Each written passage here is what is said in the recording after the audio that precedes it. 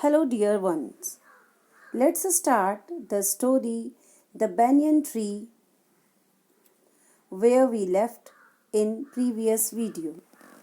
So we are going to start from paragraph 4 in this video. In the spring, when the banyan tree was full of small red figs, birds of all kinds would flock into its branches.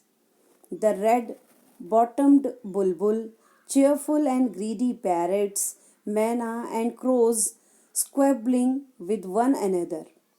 See, during spring season, when the banyan tree was packed with lots of leaves, branches were extremely packed with lots of leaves, so the banyan tree used to become a central place for so many living creatures. Many birds used to assembled there or made their nest on the banyan tree. Maybe they are manna, they are parrot, they are another creatures, another birds. They all were living and they were chirping, talking to other birds. And the banyan tree was also packed with not only with leaves but with red figs, supposed to be the flower of banyan tree. The banyan tree was the noisiest place in the garden. In the garden, though, there so many other trees were also situated, but due to the activities, due to the birds' activities, banyan tree used to be the noisiest place in the garden. Halfway up the tree, I had built a crude platform where I would spend the afternoons when it was not too hot.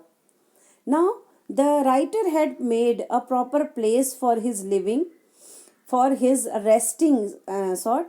When an afternoon, when it was not very hot, he used to come and on the banyan tree he was taking rest. I could read these propping myself up against the tree with a cushion from a living room.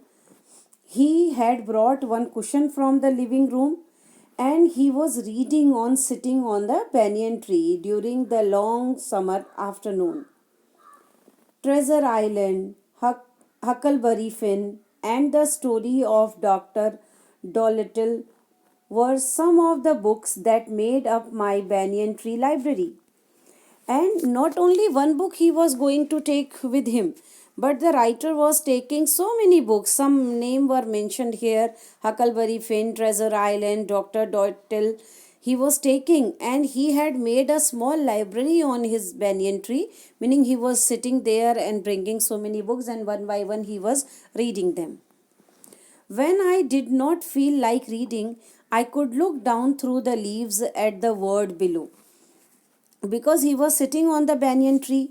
So sometime he was reading, but when he did not feel like reading, he used to see from tree. He was looking towards the thing below.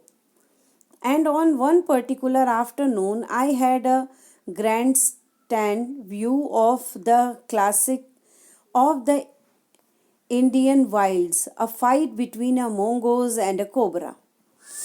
And once during such lazy hours where when he did not want to read something, he had seen one classic fight between cobra and mongoose. The warm breeze of approaching summer had sent everyone, including the gardener, into the house, because it was the time of the day was afternoon, when warm breeze had started blowing.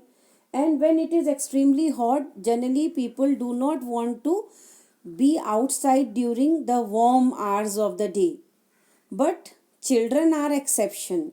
So that time even the gardener was also not in the garden, he had gone into the house. I was feeling drowsy myself. Even the narrator was also feeling like to sleep, wondering if I should go to the pond and have a swim with Ramu and the buffaloes, when I saw a huge black cobra gliding out of a clump of cactus. So the narrator was thinking whether he should go and have a swim, because he was feeling drowsy, so he wanted to go for swim just to clean his drowsiness, his sleepy eyes.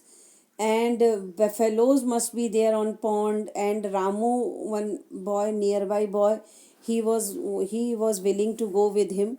Suddenly he noticed one cobra who was coming out from a bushes of cactus. At the same time, a mongoose emerged from the bushes and went straight for the cobra. The same time when cobra came out, exactly the same time, from the same cactus, mongoose also came out. And directly the mongoose directly approached to the cobra, meaning directly he went there to challenge the cobra.